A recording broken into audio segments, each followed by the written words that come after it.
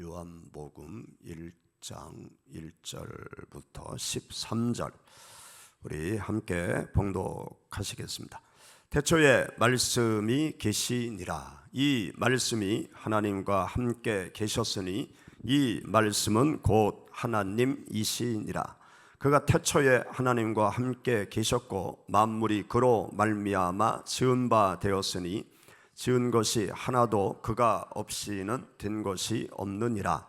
그 안에 생명이 있었으니 이 생명은 사람들의 빛이라. 빛이 어두움에 비치되 어두움이 깨닫지 못하더라. 하나님께로부터 보내심을 받은 사람이 있으니 그의 이름은 요한이라. 그가 증언하러 왔으니 곧 빛에 대하여 증언하고 자기로 말미암아 믿게 하려 함이라. 그는 이 빛이 아니요 이 빛에 대하여 증언하러 온 자라. 참빛 곧 세상에 와서 각 사람에게 비추는 빛이 있었나니 그가 세상에 계셨음에 세상은 그로 말미암아 지은 바 되었으되 세상이 그를 알지 못하였고 자기 땅에 오매 자기 백성이 영접하지 아니하였으나 영접하는 자 곧 그 이름을 믿는 자들에게는 하나님의 자녀가 되는 권세를 주셨으니 이는 혈통으로나 육정으로나 사람의 뜻으로 나지 아니하고 오직 하나님께로부터 난 자들이니라. 아멘. 우리가 가을 이야기 감사라는 주제로 한 주간 감사 특별 집회를 하고 있습니다. 가을 그러면 생각나는 것은 첫째 열매죠. 풍성한 열매. 들판에 익어가는 이삭. 이것을 보면서 가을을 생각합니다. 또 가을 그러면 요즘 단풍이 아주 예쁘고 아름답죠. 요 둔산동은 가을이 되면 너무 예쁜 것 같아요. 그 어떤 산에 가서 봐도 둔산동보다 예쁜 데는 그렇게 많지 않습니다. 조경을 잘 꾸며놔서 알록달록 온 둔산동이 아주 단풍이 아름답게 물들어져 있습니다. 제가 산에 가서 보면 올해 단풍은 별로더라고요. 우리나라 산에 단풍이 예쁜 데가 내장산, 설악산, 선운산 이런 데가 단풍이 아주 예쁜데 올해 단풍은 아직도 파랗게 그냥 있고 그리고 그냥 말라서 떨어지고 드문드문 그냥 단풍이 들어있는 그러한 모습이에요. 이게 다 온난화로 인해서 그러한 현상이 나타나는 것 같습니다. 이 단풍이 잘 들려면 그 조건이 있어요. 어떤 조건이 있는가 하면 일교차가 심해야 돼요. 일교차가 심해져야 단풍이 곱게 든다고 그래요. 또 적당히 비가 와야 돼요. 가무르면 단풍이 제대로 들지 않고 말라서 예쁘지 않다고 그럽니다. 그래서 일교차가 심해야 되고 또 적당히 비가 와야 되고 그리고 햇살이 좋아야 돼요. 햇살이 좋아야 또 단풍이 곱게 물듭니다.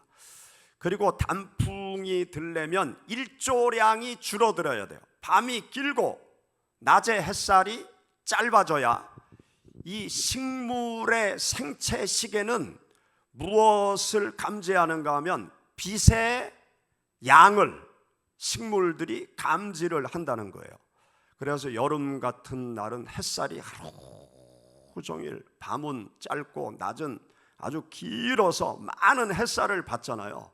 그러면 이 햇살들이 지금은 열심히 자라야 될 계절이다 그렇게 생각을 하는데 이제 햇살이 점점 줄어들면서 밤이 길어지면서 일교차가 밤과 낮의 일교차가 막 15도 그렇게 이상 일어나고 온도가 조금씩 떨어지면 이 모든 식물들이 이제 바뀌어야 되는구나. 그렇게 더 이상 성장을 하면 안 되는구나. 그러면서 그때부터 단풍이 들기 시작한다고 합니다. 그래서 우리 주위에 보면 단풍들이 알록달록, 아주 예쁜 단풍들이 아주 알록달록 많이 있죠. 제가 산에 다니면서 여러 해 동안 찍은 사진들 중에 고운 단풍 한번 같이 보시겠습니다. 예쁜 단풍들을 제가 사진을 찍었는데 우리 사진 한번 보시죠.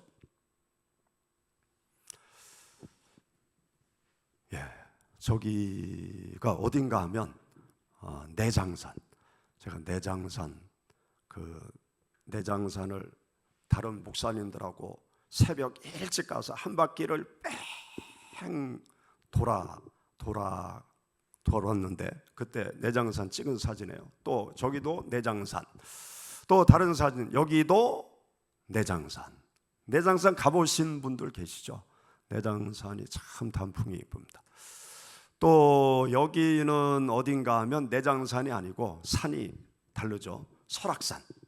설악산에 가서 하루 종일 설악산 공룡 능선으로 해서 비선대로 내려오면서 사진을 찍었는데, 저 설악산에는 바위들이, 그 앞에 사진 한번 보세요. 바위들이 저런 그 약간 하얀 빛의 바위가 많아요. 그리고 바위에 푸르른 소나무가 많아요. 그리고 틈틈이 여기저기 낙엽 단풍이 드는 그런 단풍들이 어우러져 있는 아주 멋진 풍광의 설악산을 볼 수 있습니다. 다음 사진, 여기도 이제 소나무 또 여러 나무들이 이제 가을이 돼서 색깔이 바뀌어가요. 여기는 또 다른 산이에요. 어딘가 하면 한라산의 영실 어리목인데요. 여기는 눈이 와서 하얗게 눈이 쌓여져 있고, 또 여기에 단풍이 쭉 들어 있고, 저 오른쪽은 바다예요. 바다가 훤히 보이는 저쪽 오른쪽 구석은 바다 쪽입니다.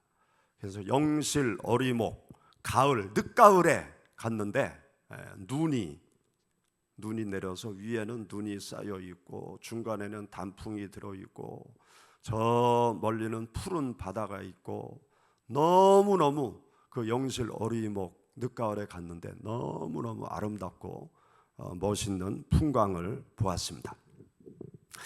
우리가 가을하면 단풍을 보아서 마음이 기쁘고 또 괜히 기분이 좋아지고 그러잖아요.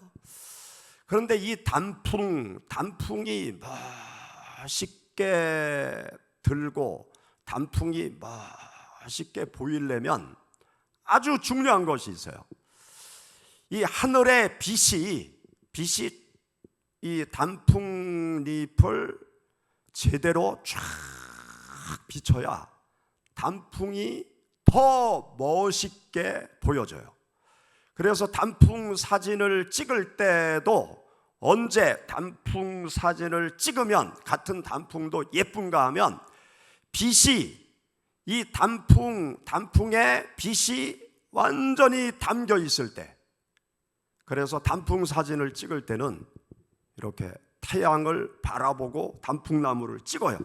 왜냐하면 저쪽에 태양빛이 단풍을 관통해서 오는 그 모양을 찍어야 단풍이 아주 더 예쁘게 찍혀요.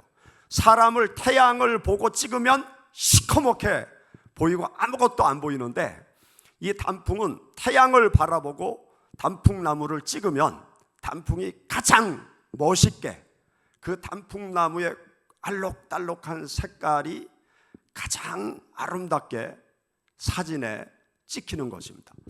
제가 설악산에 갔을 때 정말 기가 막히구나, 그것을 언제 느꼈는가 하면, 설악산에 가장 힘든 코스가 공룡능선인데, 그 공룡능선을 가을에 이렇게 산행을 하다가 이제 구름이 쫙 드리워지는 거예요.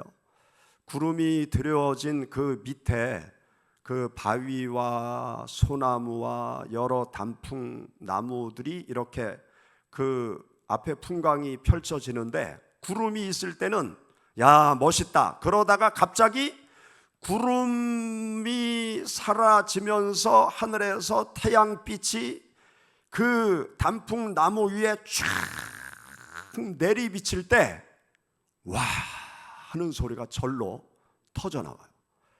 이 단풍 나무들이 빛을 받으면 자기의 존재감이 완전히 드러나는 거예요. 그래서 우리들의 눈이 빛을 받은 단풍 나무들을 더 아주 선명하게 볼 수가 있는 거예요. 그래서 이 지상에 있는 모든 사물들은요, 빛을 받아야 그 사물의 존재감이 드러나요.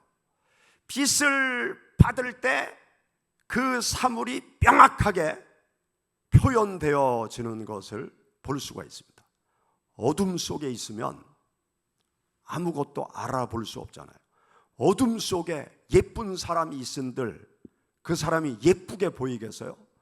어둠 속에 예쁜 사람이 있을 때 빛을 받아야 그 사람이 예쁜 모습이 온전히 드러나잖아요.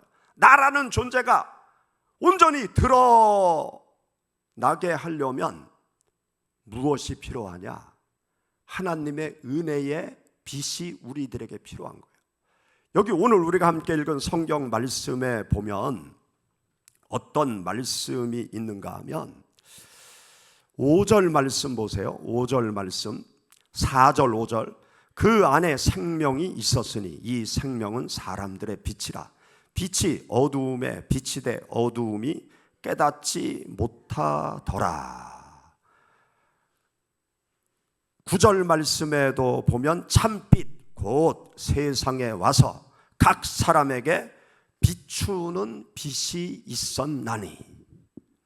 예수 그리스도를 빛이라고 말씀하고 있고, 예수 그리스도께서 우리 인생들에게 다가오는 것을 빛을 비추었다. 어두움 속에 있는 인생들에게 빛이 비춰졌다. 그렇게 말씀하고 있는 거예요. 하나님께서 이 어둠 속에 있는 사람들에게 빛을 쫙 비춰주는데, 어떤 사람은 빛을 막는 거예요. 빛을 막고 어둠 속에 그냥 숨어 있는 거예요. 빛을 막고 빛을 보지 않으려고 하는 거예요. 그러니까 여전히 어둠 속에서 죄인 줄 모르고 죄악 가운데 자기의 존재감을 정확히 알지도 못하고 어두움을 헤매면서 세상을 살아가는 거죠. 그런데 여러분들은 어떤 사람들이냐? 주님의 빛이 나에게 쫙 비춰올 때 주님의 빛을 받아들인 사람이에요. 주님의 빛을 받아들인다는 것이 어떤 의미가 있느냐? 나의 존재감을 드러낼 수 있는 거예요. 첫째는 나를 정확하게 알 수 있고요, 내가 죄인이라는 사실을 정확하게 알 수 있고, 주님의 빛이 나에게 비춰지면 주님의 빛을 내가 받아서 세상 사람들에게 나의 존재감을 정확하게, 확연히, 온전히 드러낼 수 있는 그러한 사람이 되어지는 것입니다. 그래서 주님의 빛을 받은 그리스도인들은 세상 사람들이 바라볼 때 우리와 다른 멋진 사람이구나, 그것을 세상 사람들이 주님의 빛을 받고 있는 그리스도인들을 보면 정말 너는 멋진 사람이구나, 우리와 다른 사람이구나, 내가 너를 보니 기쁘구나, 즐겁구나, 그러한 표현들이 세상 사람들로부터 들려오게 되어져 있는 것입니다. 이 빛은요, 존재감을 드러내는 거예요. 주님의 빛을 받지 못할 때는 나라는 존재에 대해서 하찮게 생각하는 사람들이 너무나 많아요. 주님의 빛을 받기 전에는 내가 어떤 사람인지도 몰라요. 그래서 방황하는 사람들이 참 많아요. 그리고 주님의 빛을 받기 전에는 자신의 결점, 장애, 어려움을 숨기려고 해요. 자꾸 그리고 자꾸 어둠 속으로 들어가려고 해요. 그런데 주님의 빛을 받으면 자신의 약점도 자랑할 수 있는 희한한 멋진 사람이 되는 거예요. 제가 청년 또 목회 초창기에 전국에 많이 다니면서 간증하는 송명희 씨라고 있어요. 송명희 씨. 이 송명희 씨가 많은 그 가스펠송을 작곡했죠. 여러분들이 아마 아실 거예요. 똑바로 보고 싶어요 주님. 그 찬양. 똑바로 걷고 싶어요 주님. 뇌성마비 장애를 가지고 있는 거예요. 태어날 때부터 뇌성마비 장애자로 태어난 거예요. 그리고 성장하면서 점점점 자기의 모습에 대해서 스스로 창피하게 생각하고 또 자신의 삶을 미워하게 되고 자신의 모습을 저주하게 되고 그러면서 자꾸 죽으려고 하고 그런 삶을 자기가 살아왔다는 거예요. 그런데 주님을 만나고 나서 보니까 똑바로 걷지 못해도 똑바로 말을 하지 못해도 하나님께서 나를 귀하게 쓰신다는 사실을 그는 비로소 예수 그리스도의 빛을 받고 깨닫게 된 거예요. 그래서 어둠 속에서 절망 속에서 낙심 속에서 죽고자 하는 그 사망의 늪에서 빠져나와서 많은 사람들 앞에 서서 주님이 나를 사랑하신다. 주님이 나를 사랑하시는데 여러분들은 사랑하지 않겠느냐. 그러면서 예수 그리스도를 증거하는 하나님의 사람으로 그가 세상 사람들 앞에 나서서 많은 사람들에게 하나님을 간증하는 하나님의 은혜를 간증하는 그런 사람으로 완전히 변화되어졌어요. 주님의 빛을 받으면요 사람이 찬란하게 빛나는 사람이 되는 거예요.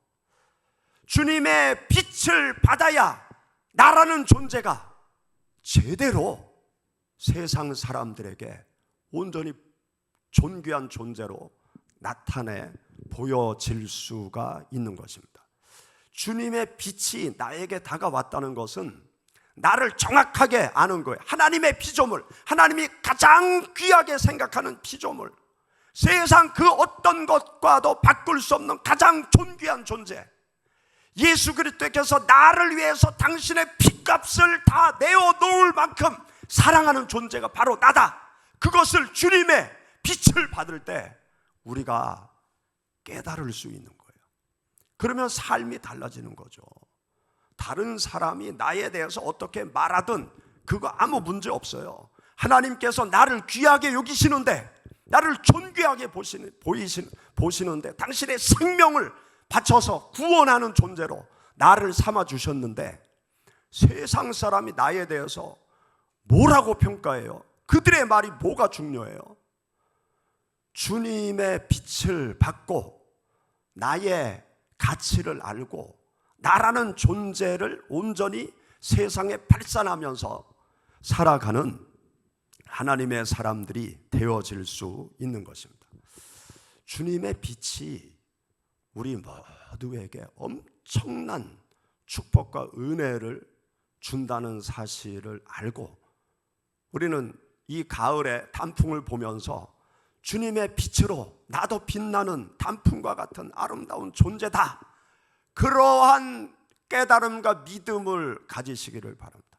야 예쁘다 사진 찰칵 그렇게 찍고 말고요, 그건 그냥 1차원적인 단풍놀이고 그거 보면서 그 단풍에 담기는 빛을 보면서 주님의 빛이 나에게 담겨져서 세상 사람들이 나를 볼 때 참 아름답다, 멋지다, 너의 삶이 의미가 있구나, 그렇게 인정받는 여러분들의 삶이 되시기를 바랍니다. 그리고 이 빛은 그 단풍에 담겨서 여러 가지 색깔로 표현이 되잖아요. 단풍 드는 나뭇잎의 색깔이 똑같지가 않잖아요. 은행나무는 요 옆에 상가 옆에만 봐도 은행나무는 아주 노란색으로 그 단풍이 들잖아요. 또 그 옆에 그 목련은 또 누르스름한 색깔로 또 단풍이 들고, 또 단풍 나무는 빨갛게 또 단풍 드는 나무도 있고, 이렇게 식물들이 단풍 드는 색깔을 보면은요, 아주 각양각색의 색깔을 나타내 보이고 있는 것을 보게 돼요. 그래서 참 아름답니다. 알록달록하다고 표현하죠. 알록달록한 그 단풍 얼마나 예뻐요. 내장산에 가면 알록달록한 단풍나무가 엄청나게 종류가 많아요. 내장산의 단풍이 아름다운 것은 우리나라 모든 단풍나무가 내장산에 다 있대. 그래서 내장산의 단풍이 멋있다는 거예요. 똑같은 단풍나무가 아니고 여러 종류의 단풍나무가 거기에 있고, 여러 색깔 알록달록한 그 여러 색깔을 나타내고 있어서 아름답다고 그렇게 이야기를 하더라고요.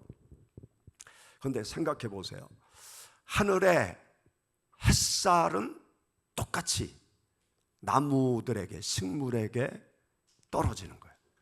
하늘의 햇살이 모든 이 지구상에 있는 모든 식물들에게 이 하늘의 햇살은 그냥 똑같이 햇살이 비쳐요. 그런데 그 햇살을 받고 표현되어지는 단풍의 색깔은 다 다른 거예요. 놀랍지 않아요? 아주 신비롭지 않아요? 똑같은 햇살을 받았는데 단풍의 색깔은 다 다르게 표현이 되어진단 말이죠. 그 나무마다 그 나무의 단풍 색깔을, 고유한 단풍의 색깔을 다 드러내는 그 모습을 우리가 알록달록하게 보고 있잖아요. 하나님의 은혜도 똑같습니다. 하나님께서 하늘에서 우리들에게 은혜의 햇살을 쫙 비춰주는데, 누구에게는 더 많은 은혜를 주시고 누구에게는 적은 은혜를 주시고, 어떤 사람에게는 빨간 빛의 은혜만 주시고 어떤 사람에게는 파란 빛의 은혜만 주시는 줄 알아요? 하늘의 햇살은 공평해요. 하늘의 햇살이 어느 한쪽으로만 비치는 거 봤어요? 하늘의 햇살은 똑같아요. 이 지구촌에 있는 모든 생명체에게 똑같아요. 잘난 놈이나 못난 놈이나, 뭐 건강한 사람이나 약한 사람이나, 하나님은 공평하게 똑같이 은혜의 햇살을 모든 사람들에게 내려주신다고요. 그런데 그 하나님의 은혜의 햇살을 받는 나라는 존재는 전부 다 다르잖아요. 나라는 존재는 전부 다 달라요. 자라는 환경도 다 다르고요. 나라는 존재가 서 있는 그 대지가 다 달라요. 어떤 사람은 평평한 대지 위에 딱 서 있고, 어떤 사람은 바위 위에 서서 어떻게 내 삶의 뿌리를 내리나 아웅다웅 하면서 힘들게 사는 사람도 있고요. 어떤 사람은 계곡에 처박혀가지고 허우적거리는 그런 사람도 있고요. 어떤 사람은 돌틈에 끼어서 이러지도 못하고 저러지도 못하는 그런 사람도 있고요. 어떤 사람은 운동장 가운데, 햇볕 많이 쬐이는 운동장 가운데 쏙 서가지고 땀을 뻘뻘 흘리면서 사는 사람이 있고요. 어떤 사람은 태어나면서부터 자가용 타고 다니는 사람이 있고, 어떤 사람은 태어나면서 지게를 메고 살아가는 사람도 있고, 우리가 사는 환경이 다 다르잖아요. 우리가 사는 환경이 다 다른데, 다른 환경 속에 있는 나에게 하나님의 은혜의 햇살은 어떻게 항상 임한다? 똑같이 임해요. 내가 질병을 가지고 있는데 하나님의 은혜의 햇살이 임하지 않느냐? 은혜의 햇살이 임해요. 내가 건강하면 은혜의 햇살을 적당히 내려주고 마느냐? 안 해요. 똑같이 내려요. 누구에게나 하나님의 은혜의 쌀은 똑같아요. 내가 어떤 환경에 있든지 하나님의 은혜의 쌀은 똑같이 나에게 항상 은혜의 쌀이 임하고 있는 거예요. 그러면 내가 이 세상을 살아가면서 하나님의 은혜의 쌀을 받아가지고 그 은혜의 햇살이 나의 삶을 통해서 색깔로 드러나는 거예요. 내가 처한 형편에서 하나님의 은혜의 쌀을 받고 하나님의 은혜의 햇살이 빨간색으로 표현되어지는 사람도 있고요. 내가 처한 환경 속에서 하나님의 은혜의 햇살이 임했는데 노란 빛깔로 표현되어지는 사람도 있고요.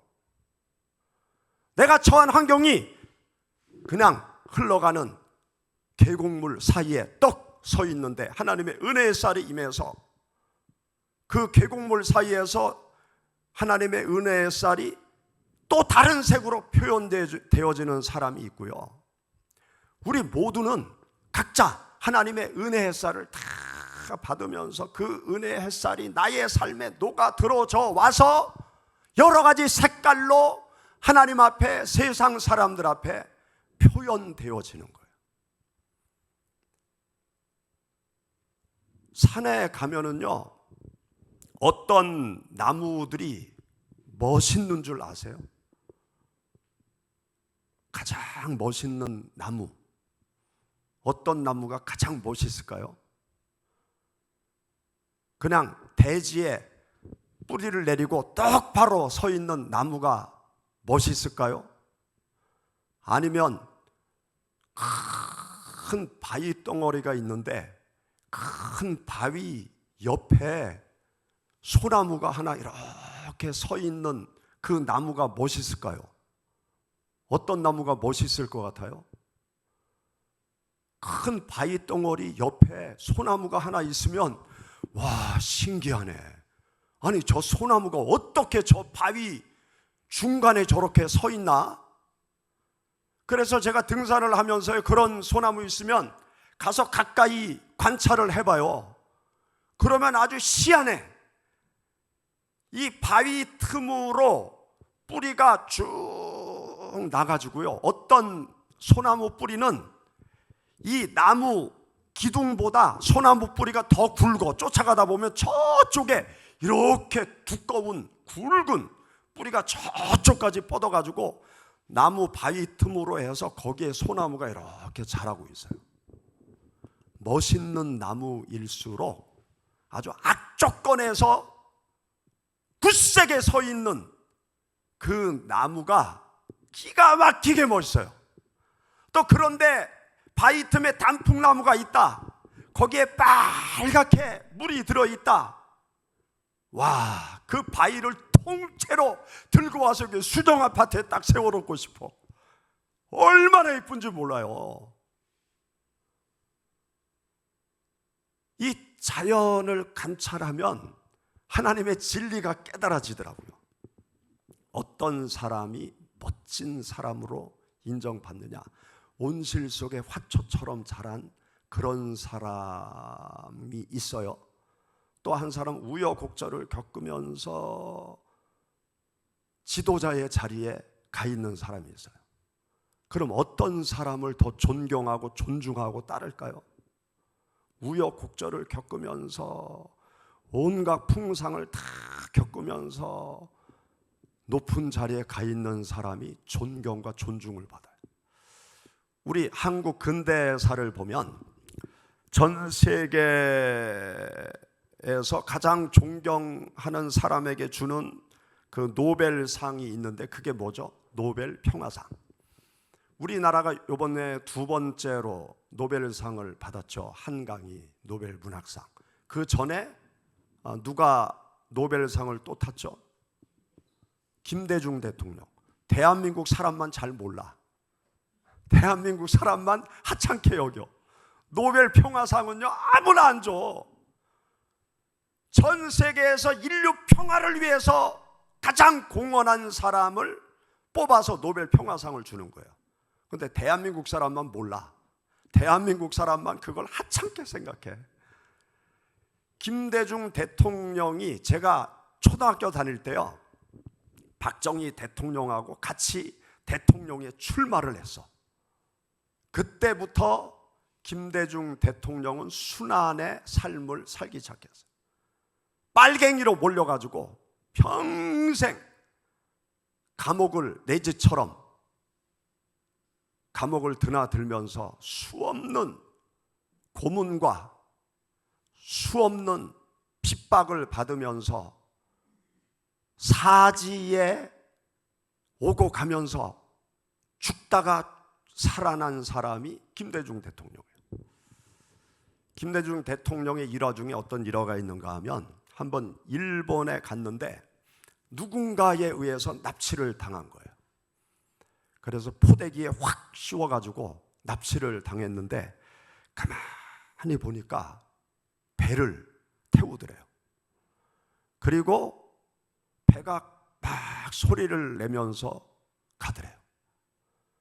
그때 직감적으로, 내가 바다에 수장돼서 죽는구나, 그렇게 생각을 했다는 거예요.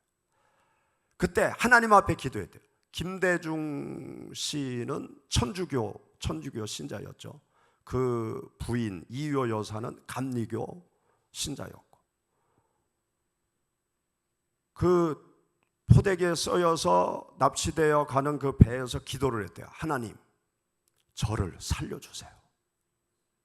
그렇게 기도했대요. 그렇게 기도하는 순간 예수님의 모습이 앞에 확 보이더래. 그래서 나는 살았구나, 그렇게 확신을 했대요. 그런데 이 배에 실려서 어디론가 막 가는데 갑자기 헬기 소리가 나더래요. 타타타타타타타타 하는 헬기 소리가 나더니 자기가 헬기로 들려 올려져 가는 그런 거를 느끼고, 그리고 헬기에 의해서 살아났다는 거예요. 나중에 알아보니까 자기를 납치해서 수장시키려고 했는데 미국에서 그걸 알았다는 거예요. 그래서 미국 CIA에서 자기를 구출해 줬다는 거죠. 그렇게 해서 김대중 씨가 우리나라의 대통령이 되었습니다. 대통령이 되었을 때가 언제였는가 하면, 우리나라가 김영삼 정권 말기에 그 IMF로부터 구제 금융을 받았잖아요. 국가 부도 사태가 된 거예요. 그래서 그 IMF 은행으로부터 구제 금융을 받게 되었어요. 그리고 IMF로부터 강제적으로 우리나라 모든 이 경제, 산업, 구조 조정을 이제 강압적으로 하게 되는 그런 상황이 된 거죠. 그때 김대중 대통령이 TV에 나와서 대담을 했어요. 그때 김대중 대통령이 어떤 얘기를 했는가 하면, 국민 여러분, 걱정하지 마세요. 제가 평생 동안 고난을 받으면서 여기까지 왔는데 저는 고난을 극복할 자신이 있습니다. 하나님이 이 때를 위해서 저를 대통령으로 만들어 주셨습니다. 그때 그렇게 표현을 하더라고요. 하나님이 이 때를 위해서 이 나라의 대통령으로 나를 세워주셨다고. 그러면서 전 세계 기록에 없는 IMF 그 경제 위기 상황을 최단 시간에 벗어나서 다시 경제를 회복하고 세계 선진국 대열에 지금 우리나라가 들어와 있잖아요. 김대중 대통령의 삶, 아주 굴곡된 삶, 아주 고난의 삶, 그 삶이 아주 강인한 지도자를 만들어낸 거예요. 그리고 그의 리더십에 의해서 우리나라가 아주 폭삭 주저앉을 수 있는 그런 상황이었는데, 주저앉지 않고 다시 일어나서 세계 열강들과 어깨를 겨루는 그런 나라로 우뚝 서게 된 것입니다. 고난은요, 우리를 멋진 사람으로 만들 수 있어요. 그런데 주님의 은혜의 햇살이 담기면 멋진 사람이 될 수 있는 거예요. 훌륭한 사람이 될 수 있는 거예요. 하나님께서 우리들에게 항상 은혜의 햇살을 내려주세요. 나의 현재 처해진 삶의 상황, 현재 처해진 삶의 상황이 내 마음에 들지 않는 그런 상황들이 많이 있을 수 있어요. 내 마음에 들지 않는 그런 삶의 상황 속에 있을지라도 하나님의 은혜의 햇살은 여전히 언제나 똑같이 나에게 은혜의 햇살이 임한다는 사실이에요. 그 하나님의 은혜의 햇살 속에 거하면서 그 은혜의 햇살을 나의 삶에 받아들여서 나의 삶으로 주님의 은혜를 표현하게 되면 아름다운 단풍나무가 되는, 아름다운 인생이 되는 거예요. 멋지고 의미 있는 삶이 될 수 있는 거예요. 우리가 처한 환경은 다 달라요. 그 환경을 저 사람처럼 똑같이 만들어 달라고 기도하지 마세요. 나는 내가 살아갈 길이 있는 거야. 저 사람은 저 사람의 삶의 길을 가는 거야. 나에게 주어진 삶, 그 자리에 하나님의 은혜의 햇살이 임하고 이 은혜의 햇살을 내가 잘 담아서 내 삶의 환경 속에서 내 삶의 환경을 계속 잘 극복해 나가면 나는 누구도 탐내는 멋진 단풍나무가 될 수 있어요. 우리의 인생이 똑같을 필요가 없잖아요. 우리는 늘 비교 속에서 살잖아요. 비교 경쟁하면서 저 사람보다 더 앞서야 된다.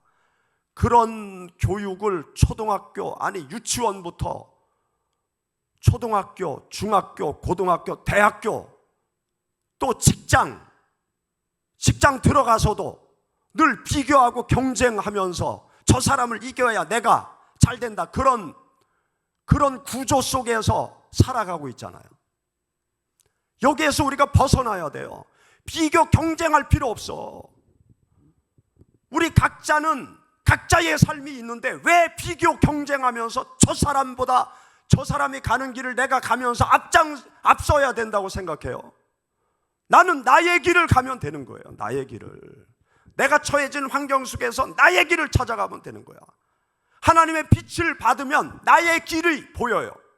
하나님의 빛을 받으면 내가 처한 환경이 감사한 환경이 되어지는 거예요. 나의 삶의 환경 속에 하나님의 은혜가 임하니까 하나님의 은혜의 햇살을 받아서 그것을 내 것으로 만들어 표현을 하면 많은 사람들이 나를 향해서 박수칠 날이 와요. 그리고 하나님께서 참으로 아름답도다, 그렇게 나를 향해서 박수 쳐주는, 칭찬하는 그런 시간들이 우리들에게 다가오는 것입니다. 성경 말씀을 보세요. 모세가 80살에 하나님의 부르심을 받았잖아요.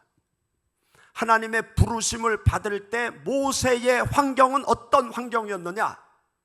40년 애굽의 왕자로 살다가 동족을 죽이려고 하는 애굽의 군인을 죽여버렸어. 그게 화근이 돼서 도망자 생활을 들어간 거예요. 그래서 광야, 사막으로 도망가서 광야 사막에서 40년을 살았어요. 그래서 80살이 됐어. 이제 인생 끝난 거였어요. 아무도 알아주지 않는 그런 사람이 된 거죠. 그런데 그런 모세의 삶이 다시 빛나기 시작한 때가 언제냐? 하나님의 빛이 그에게 담기기 시작할 때, 하나님의 빛 앞으로 가기 시작할 때, 하나님 앞에 섰을 때 그는 새로운 사람이 된 거예요. 그리고 이스라엘을 애굽에서 건져내는 지도자가 된 거죠. 그 지도자의 역할을 할 때 이스라엘 백성을 광야, 애굽에서 구출해서 광야를 지나 가나안 땅까지 갈 때 그 광야길, 사막길 40년 동안 모세가 양들을 치면서 광야와 사막에서 생존하는 법을 다 터득을 했어요. 광야에서 생존하는 법을 다 터득했는데 그게 언제 쓰임 받았느냐? 주님의 은혜 햇살이 그에게 들어오니까 자신의 삶의 고난의 세월, 방랑제의 세월, 다 잊혀진 세월이 아주 귀하게 사용되어진 것 아닙니까? 광야, 사막, 아무나 가면 다 죽어요. 거기에서는 경험 있는 사람만 살아남을 수 있는 거예요. 하나님이 그런 모세를 사용하신 거죠. 왕궁에 있을 때 모세는 쓸모없는 사람이었어요. 그러나 광야 사막에서 40년 고난의 세월을 겪은 늙어간 그 사람, 세상 사람들은 하찮게 봤지만 하나님은 그렇지 않았어요. 하나님의 은혜의 햇살이 비치니까 그의 고난의 세월이 이스라엘을 살리는 경험이 되어진 것입니다. 여러분들이 처해져 있는 모든 환경, 그 환경 속에 하나님의 은혜의 햇살이 담기면 하나님의 영광을 위해서, 수많은 사람들을 위해서 여러분들이 귀하게 쓰임 받을 수 있다는 사실을 알아야 됩니다. 그래서 이 가을 주님의 은혜의 햇살 속에 내가 들어가게 하시고 주님의 은혜를 담아 아름다운 단풍으로 하나님께 보여지고 세상 사람들에게 보여지는 그런 존재가 되게 하옵소서. 그렇게 기도하시는 여러분들이 되시기를 바랍니다.